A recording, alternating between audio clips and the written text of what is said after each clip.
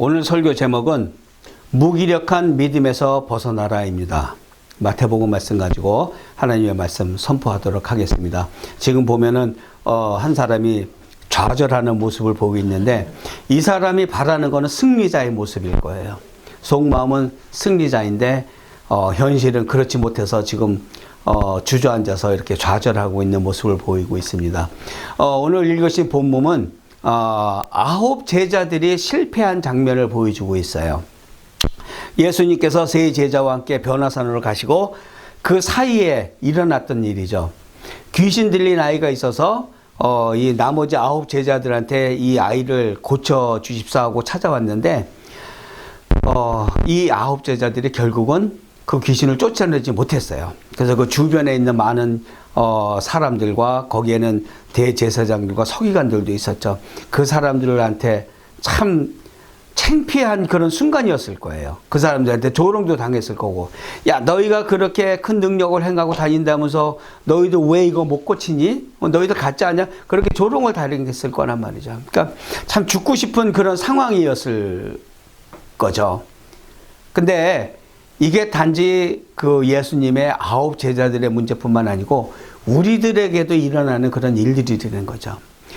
우리가 믿음 생활, 우리가 신앙이 참 좋다라고 이렇게 자부하고 살아가면서도 한순간 이렇게 나락으로 떨어질 때가 있고, 또 삶을 살아가면서도 많은 문제 부닥칠 때, 그때 우리가 기도로서 또 믿음으로서 그거를 극복해낼 수 있는지, 또는 반대로 무기력증에 빠져가지고 아무것도 못하고 그냥 주저앉아서 신사한탄만 하고 있는지, 많은 경우가 있을 수가 있죠. 무기력증에, 영적인 무기력증에 빠진 그리스도인들이 의외로 많아요. 그래서 기도를 잃어버리고 예배하는 걸 잃어버리고, 그런데 속으로는 여전히 나는 승리하는 그리스도인다라고 믿고 또는 그렇게 바라고 있단 말이죠. 그렇게 될 수 있도록 노력은 못하면서, 그런 무기력증에 빠진 모든 그리스도인들에게 전하는 그런 교훈의 말씀, 실패한 9 제자들을 통해서 전해주는 그런 말씀입니다. 자, 첫 번째, 착각에서 깨어나라라고 말씀을 전하고 있어요. 이때 제자들이 조용히 예수께 나와 이르되 우리는 어찌하여 쫓아내지 못하였습니까? 그랬어요. 이때의 제자들이라는 거, 이때라는 거 어느 때를 얘기하는 거죠? 예수님께서 세 제자와 수제자와 변화산에 가는 사이에 이 9 제자들은 그 귀신 축사 사역에 실패했고, 다시 예수님께서 그걸 와서 그 광경을 보시고 예수님께서 그 귀신을 내어 쫓으셨단 말이에요. 쫓으시고서 그 제자들한테 이 믿음이 없는 패악한 세대들이라고 이렇게 질책을 하셨단 말이에요. 그러고 나서 그때에 예수님께서 그렇게 질책하시고 난 그때에 제자들이 예수님한테 가서 한 얘기란 말이에요. 근데 제자들이 어찌하여 쫓아내지 못하였습니까? 라고 물었다는 얘기는 뭐냐면은 제자들이 실패한 이유를 제자들이 이해를 못하고 있어요. 왜 실패했는지. 당연히 귀신을 쫓아낼 수 있을 거라고 믿었고, 그리고 예수님께서 그 전에 주셨던 그 권능으로 그 귀신을 쫓아내려고 축사 사역을 했을 거란 말이죠. 근데 실패했어. 이들에게는 경험이 있었단 말이에요. 무슨 경험이냐면은 마태복음 10장 1절에 보면은 예수께서 그의 12 제자를 부르사 더러운 귀신을 쫓아내며 모든 병과 모든 약한 것을 고치는 권능을 주시니라 그랬어요.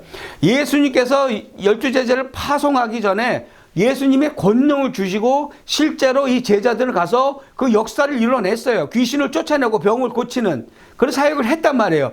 그러니까 이 제자들은 당연히 그때 권능을 주셨고 자기들이 그렇게 귀신을 쫓아냈으니까 이번에도 그렇게 할 수 있을 거라고 믿었는데 실패했단 말이에요. 이들이 믿었던 건 뭐냐면은 예수님께서 그때 한번 주셨던 그 권능이 영원히 자기들한테 남아있을 거라고 생각했던 것이죠. 그게 착각인 것이죠. 착각은 자유라 그랬잖아요. 그렇죠? 예수님께서는 전혀 그런 말씀 안 하셨어. 내가 한번 권능 준 건 너한테 영원히 있을 거란, 네가 무슨 짓을 하든 간에 그 권능, 그 능력은 영원히 있을 거란 얘기 한 적 없어요. 근데 그들만의 착각이었던 거죠.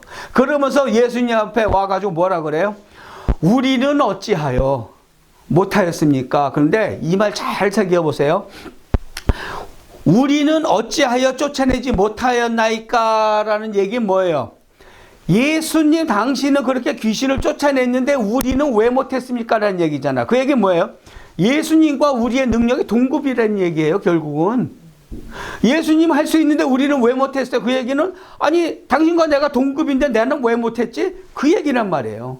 쉽게 얘기하자면은 대단한 착각이죠. 엄청난 착각 속에 살아왔던 것이죠. 제자들이 행했던 그 권능, 귀신을 쫓아내고 병든 자를 고쳤던 그 능력은 일시적인 예수님께서 부여하셨던 능력이란 말이에요. 예수님으로부터 나왔던 그 능력인데 이들이 끝까지 그 능력이 남아있을 거라고, 자신들이 기도도 안 하고 예수님에 대한 하나님의 아들일 거라는 믿음도 제대로 없으면서 그 능력이 그대로 남아있을 거라고 생각하는 것은 그들만의 착각이었고, 그들이 귀신 들린 아이의 그 귀신을 쫓아내지 못했던 것은 그들의 자만심 때문에 실패했던 거예요. 그들은 자신들이 행했던 능력만 생각하고 있어. 아, 그 능력 나한테 있어. 이리 와. 내가 쫓아내 줄게. 예수님의 능력, 그 하나님의 아들이신 그 능력을 의지하려는 생각을 하지 않았고, 자기 자신이 했던 그 능력만을 생각하고 이것은 내 능력이야 라고 믿고 그 자만심에 빠져가지고 그 능력을 행하려고 했어서 실패했다는 것이죠. 그게 실패의 원인이 되는 거예요. 우리 그리스도인들이 나만큼만 믿고 살아봐, 나만큼만 신앙생활 제대로 해봐라고 믿고 살아가는 것, 자만심이에요. 어느 한순간에 믿음의 걸림돌이 딱 놓여졌을 때 많이들 걸려 넘어지죠. 그리고 세상 밖으로 뛰쳐나가잖아요.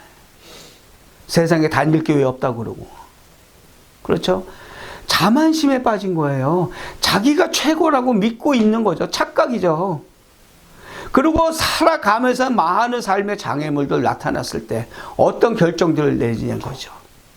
우리 착각 속에 빠져가지고 내 인생은 나의 것, 무슨 유행가 제목도 아닌데 내 인생은 나의 거고 내 멋대로 인생의 문제를 해결해 나가려고 그러잖아요. 기도하는 것 없이 말씀에서 해답을 찾으려는 노력 없이 이 사람 찾아다니고 저 사람 찾아다니고 편법 궁리해내고 꿰짜내고 불법 행해서 그 모면하려고 그러고 세상적인 방법으로 해결할 수 있으려는 것, 자기의 능력으로 해결할 수 있을 거라는 착각이잖아요.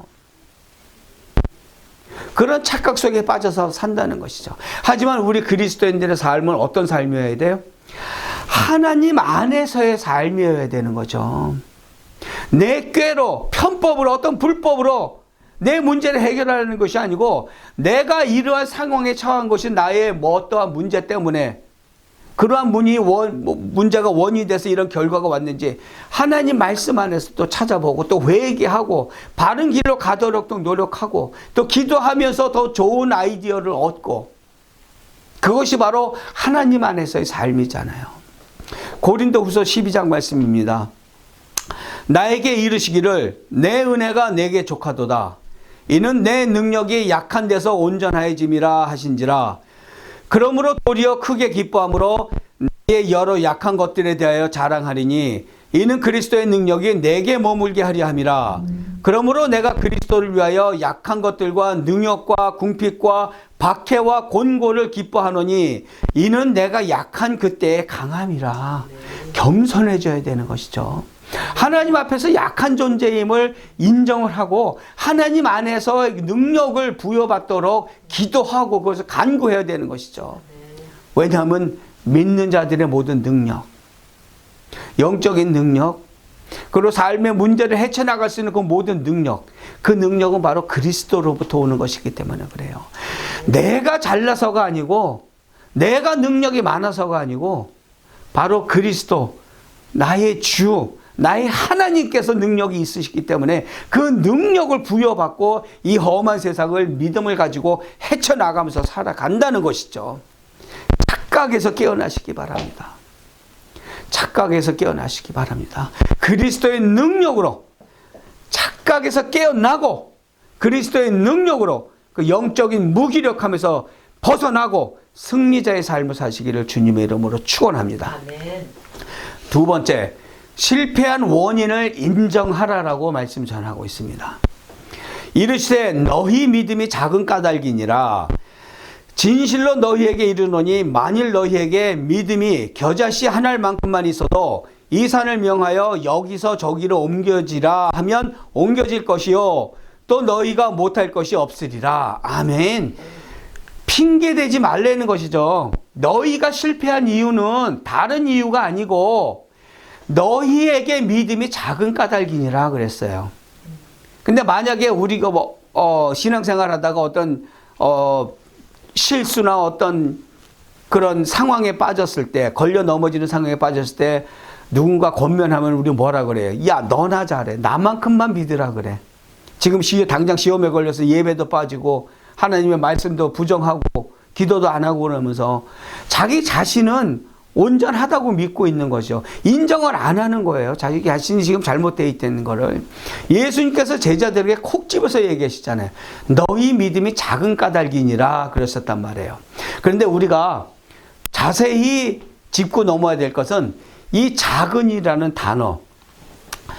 이 작은이라는 단어가 믿음이 없다는 얘기인지 너희 믿음이 없어서 그렇다는 얘기인지 아니면 너희 믿음이 부족해서 그렇다는 의미인지 잘 따져봐야 돼요. 왜냐하면은 킹제임스 버전하고 마태복음 17장 17절은 다른 얘기를 하고 있어요. 다른 표현을 하고 있어요. 킹제임스 버전은 믿지 아니하기 때문이라고 말하고 있어요. 믿지 아니하기 때문에 너희가 실패했다 그러고 마태복음 17장은 믿음이 없고 패역한 세대여라고 이미 말씀하셨잖아요. 우리 오늘 읽은 그 본문 이전에 17절에 예수님께서 그러셨단 말이에요. 실패한 제자들에게 믿음이 없고 패역한 세대여 그랬단 말이에요. 그러면은 이 작은이라는 단어가 믿음이 적어서란 얘기가 아니란 얘기죠. 이 제자들은 믿음이 없었단 얘기예요. 그리고 반문하는 게 또 이런 얘기 있어요. 겨자씨 비우는 건 어떻게 됐느냐. 그렇죠? 지금 킹제임스 버전과 마태복음 17장 17절 말씀을 들어서 이건 작은 믿음을 얘기한 게 아니고 그 제자들이 믿음이 없었다는 걸 얘기한다. 그렇게 하면은 그럼 겨자씨 비유는 어떻게 된 겁니까? 라고 반문하는데 겨자씨 비유도 우리 잘 생각해야 돼요. 그 전에 제자들이 실패한 그 문제는 이 제자들의 믿음이 작고 큰 문제가 아니고 작은 믿음이냐 큰 믿음이냐의 문제가 아니고 진짜냐 가짜냐의 문제였다는 거예요. 그들의 믿음, 실패한 9 제자들의 믿음이 진짜냐와 가짜의 문제지 크고 작음의 문제가 아니었다는 것이죠. 왜냐하면 참 믿음이란 것은 하나님께서 감동하는 믿음이란 말이에요. 우리가 어떤 상황에 있든지 하나님을 의지하는 믿음. 그렇죠? 내가 아무리 똑똑하고 잘났어도 여전히 하나님 앞에서 주님 저는 진짜 버러지 같은 인생입니다. 아무 능력 없고 아무 쓸모없는 이 인생을 긍휼히 여겨주시옵소서. 제가 이 문제를 해결할 수 있도록 주님 도와주시옵소서라고 그렇게 무릎으로 나가는 하나님을 감동시키는 믿음이란 말이에요. 하지만 이 제자들은 어땠어요? 어찌하여 우리는 예수님같이 우리를 못 고쳤습니까? 동급이라고 생각하는 거 교만이란 말이죠. 하나님 앞에 참 믿음은 하나님을 감동시키는 그런 겸손한 믿음이라는 거죠. 자, 그러면 겨자씨 비유를 한번 볼까요? 예수님께서 겨자씨 비유를 한 것 또한 큰 것이냐 작은 것이냐를 따지는 그런 양의 문제인지, 그래서 겨자씨만큼이라고 표현한 것인지 아니면은 겨자씨 같은 믿음이라고 표현하신 것인지, 이 영어 성경에 보면은 자 보세요. Faith as a mustard seed 그랬어요.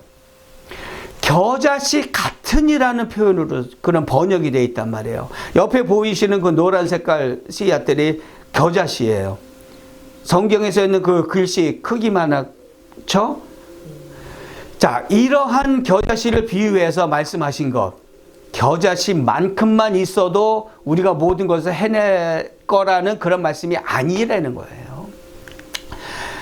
헬라어 원어에 보면은 오스라는 단어로 써 있어요. 그 뜻은 겨자씨만큼이 아니고 겨자씨 같은이라는 단어로 써 있단 말이죠. 그러니까 의역을 너무 오버해서 한 그런 번역인 것이죠. 결국은 예수님께서 말씀하신 것은 겨자씨만큼의 믿음이 아니고 겨자씨 같은 믿음을 얘기한 거예요. 겨자씨가 어떤 생명력이에요? 아주 질겨요. 그냥 정성 들여 가꾸지 않고 그냥 들판에 씨가 뿌려져 있어도 그냥 자란단 말이에요. 얼마큼 자라? 키가 2, 3m나 크는 큰 나무같이 자란단 말이에요. 끈질긴 생명력과 그런 가능성을 갖고 있는 것이 바로 겨자씨인데, 예수님께서 말씀하신 것은 어떠한 상황에 있든지 이런 겨자씨와 같은 끈질긴 생명, 거친 생명력, 그리고 그런 가능성, 그러한 믿음이 있다면 우리가 무엇이든지 할 수 있다라는 얘기예요.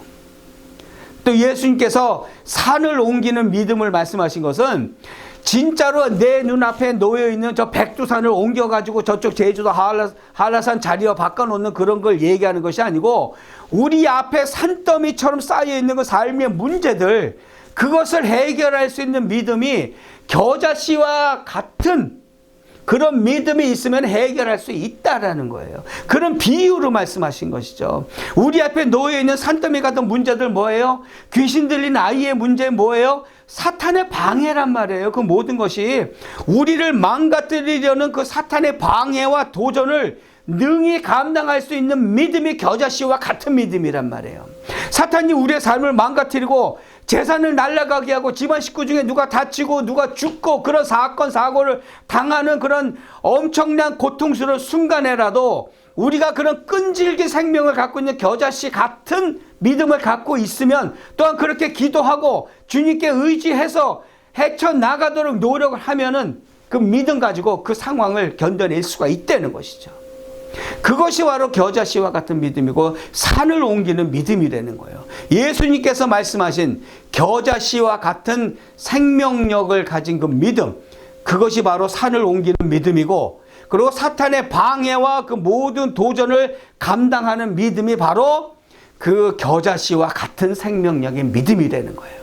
예수님께서 말씀하신 게 바로 이거란 말이에요. 겨자씨 비유가. 우리들에게는 그러한 생명력이 있습니까? 우리들 믿음에 이러한 끈질긴 생명력이 있습니까? 아니면 작은 시험거리에 넘어져가지고 허우적대고 믿음에서 떠나진 않나요? 지금 보시는 이 작은 풀, 작은 싹이죠. 그 두텁고 단단한 아스팔트 틈새로 뚫고 자라나고 있습니다. 이 작은 싹이 이 아스팔트 틈새를 뚫고 나올 수 있는 이 씨앗의 생명력의 이유는 단 한 가지, 빛입니다.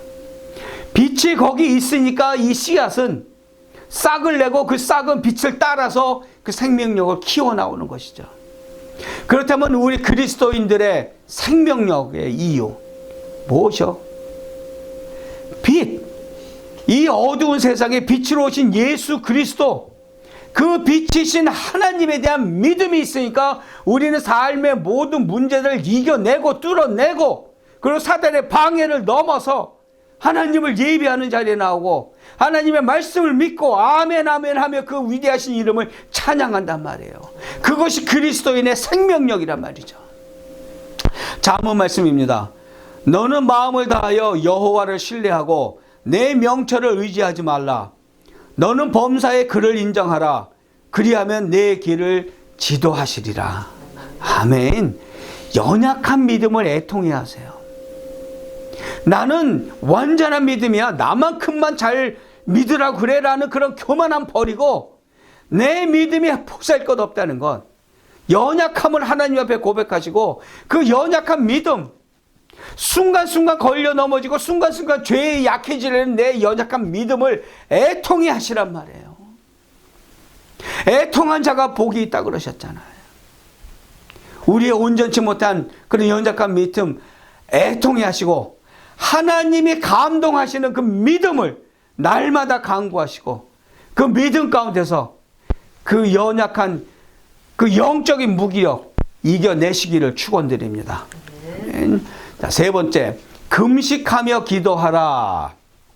21절 말씀 가로치고 없음 가로 닫고 점, 요게 다예요. 이상하죠? 아니 내용이 없으면 그냥 아예 21절 이게 없으면 되는데 왜 21절이라고 표기해놓고 그 안에 가로쳐놓고 없음이라고 했을까?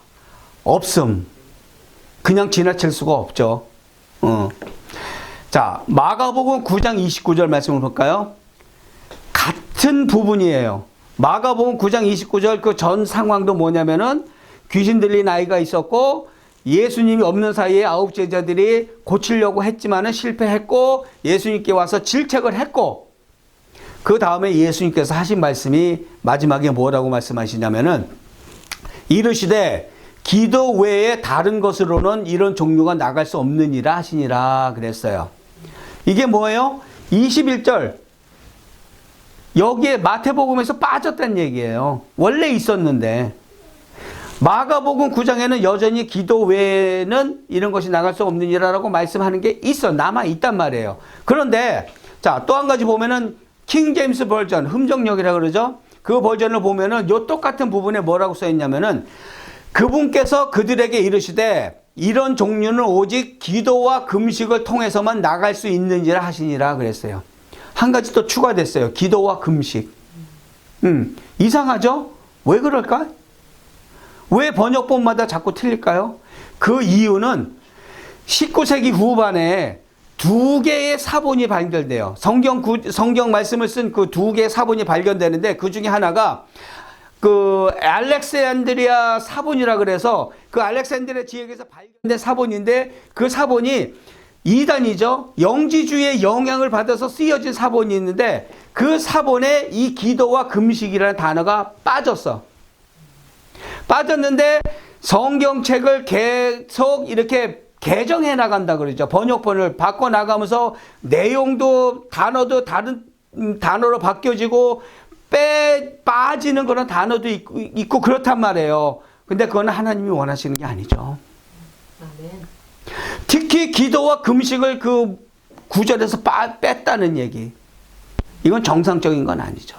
그래서 이 성경의 번역본이 자꾸 밖에서 나오는 거 바람직한 건 아니에요. 한번 밖에서 나올 때마다 이 출판업자들은 돈을 벌겠죠. 하지만 그 진리의 말씀이 자꾸 변질이 된단 말이죠. 지금 보시는 것 같이 예수님께서 이 상황을 통해서 가르쳐 주시고자 하시는 것은 바로 이 기도와 금식이 되는 거예요. 영적인 무기력증에서 벗어날 수 있는 것, 귀신을 쫓아낼 수 있는 능력, 바로 기도와 금식이라는 그 말이죠. 이 사라진 두 단어, 누가 기뻐할까요? 하나님께서 기뻐하실까요?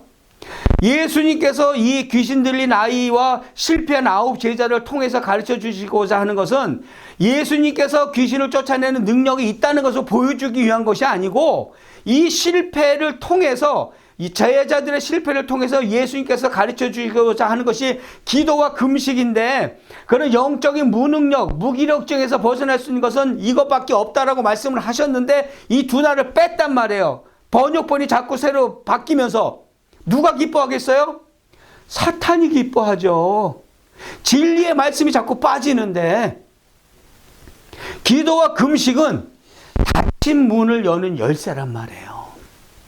영적인 무기력증에 빠져가지고 기도도 안 되고 말씀도 안 읽혀지고 예배 나는 것도 시큰둥해지고 밖에 나가서 복음을 증거해야 될 때 복음을 증거 못하는 것, 영적인 무기력증에 빠져 있는 거, 그것은 바로 하나님 앞으로 나가는 문이 닫혀 있는 순간이란 말이에요.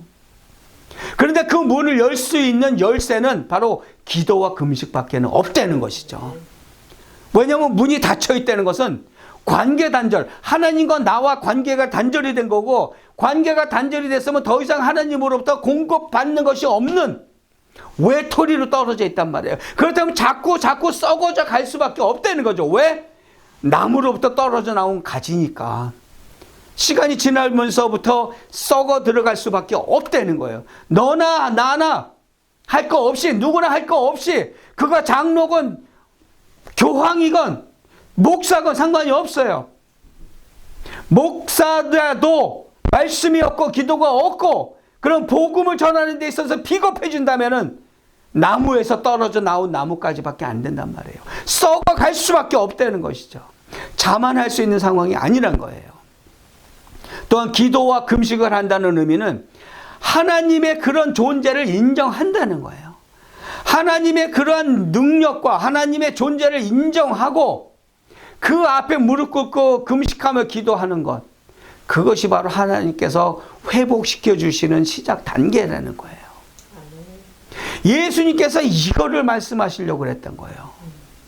하지만 번역본은 그거를 뺐다는 것이죠. 사단만이 기뻐하는 일이죠. 그리고 예수님께서 이 축사 사역을 통해서 가르쳐 주시고자 하신 건 뭐라 그랬어요? 그 상황을 통해서 질책하신 이유는 제자들의 믿음이 없음, 작은 믿음이 아니고 믿음이 없기 때문에 너희들이 실패했다는 그 질책의 이유를 밝히시고, 또한 그 질책의 목적은 기도와 금식에 대한 가르침을 가르쳐 주시기 위해서 그렇게 말씀하셨다는 거예요. 지금 우리가 읽은 본문에는 없음이라고 돼 있죠. 없어서 없는 것이 아니고 있었는데 뺐다는 것이에요.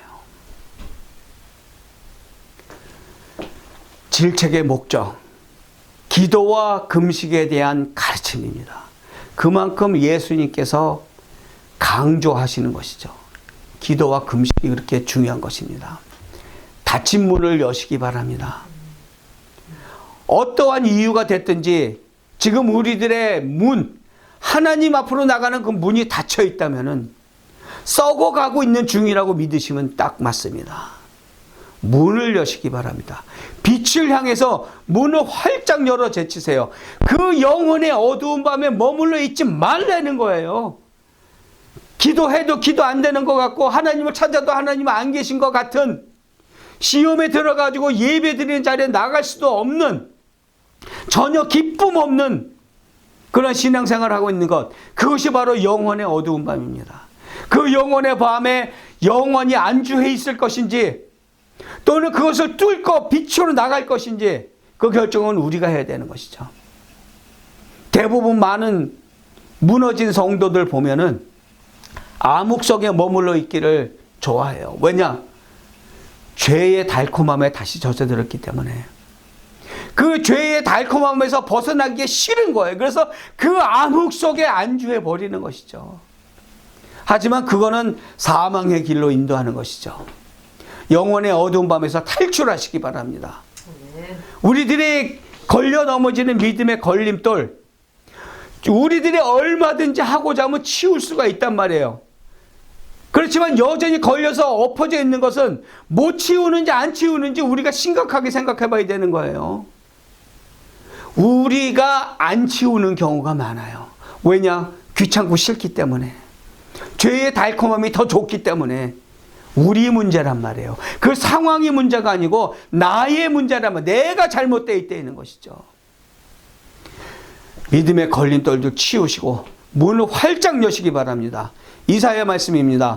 나의 기뻐하는 금식은 흉악의 결박을 풀어주며 멍에의 줄을 끌어주며 압제당하는 자를 자유케 하며 모든 멍에를 꺾는 것이 아니겠느냐. 아멘. 금식하며 기도하시기 바랍니다. 영적인 정체, 영적인 그런 무기력증에 빠져 있다고 생각하시면은 기도도 안 되고 말씀도 안 읽혀지고 예배의 기쁜 마음으로 나가는 그런 감흥도 없다면은 영적인 무기력증에 빠진 겁니다. 지금 바로 금식하며 기도하시고 죄를 거부하고 영적인 무기력함에서 벗어나셔서 하나님의 자녀다운 삶을 사시기를 주님의 이름으로 축원합니다. 그리스도인의 영적인 무기력 증상, 결코 예수님께서 이 땅에 오신 이유가 아니죠. 예수님께서 이 땅에 오셔서 그 귀한 피를 모두 쏟아내신 것은 우리가 승리자의 삶을 살기를 원하시기 때문에, 그 죄의 굴레를 벗어버리기 위해서 피를 쏟으셨고 고백하는 그 모든 성도들 위해 그 피를 뿌리신 겁니다. 우리가 영적인 무기력증에 빠져 있으면 안 돼요. 벗어나야죠. 벗어나도록 노력을 해야 될 것이란 말이죠. 다시 한번 죄의 달콤함에 빠져가지고 죄 속으로 빠져들어가는 것, 그 흑암의 터널 속에 갇혀 있는 것이죠. 그 안에 머물 것인가 벗어날 것인가, 그거는 우리가 선택해야 되는 것입니다. 결단하고 벗어나도록 하나님 앞에 무릎 꿇고 금식하며 기도해야 될 때인 줄 믿습니다. 마태복음 26장 말씀입니다. 제자들에게 오사 그 자는 것을 보시고 베드로에게 말씀하시되 너희가 나와 함께 한 시간도 이렇게 깨어 있을 수 없더냐. 시험에 들지 않게 깨어 기도하라. 마음에는 원이로되 육신이 약하도다 하시고. 아멘. 착각에서 깨어나시기 바랍니다. 나는 여전히 하나님 안에 있고 여전히 나는 구원받은 자다. 여전히 주께서 주신 능력이 나한테 있다라고 믿고 있으면서 기도하지 않고 말씀이 없고 죄 속에 머물러 있는 삶, 착각입니다. 착각에서 깨어나시고 예수 그리스도의 능력으로 영적인 무기력증에서 빠져나오시고 극복하시기를 축원드립니다. 또한 연약한 믿음을 애통히 하시기 바랍니다. 믿음을 자랑하지 마세요. 자만하지 마시고 교만하지 마시고 항상 내 보잘것없는 믿음, 하나님 앞에 이 연약한 믿음 고백하시고 애통히 하시며 하나님께서 감동하시는 그 믿음을 갖출 수 있도록 날마다 매 순간마다 기도하며 간구하시기를 축원드립니다.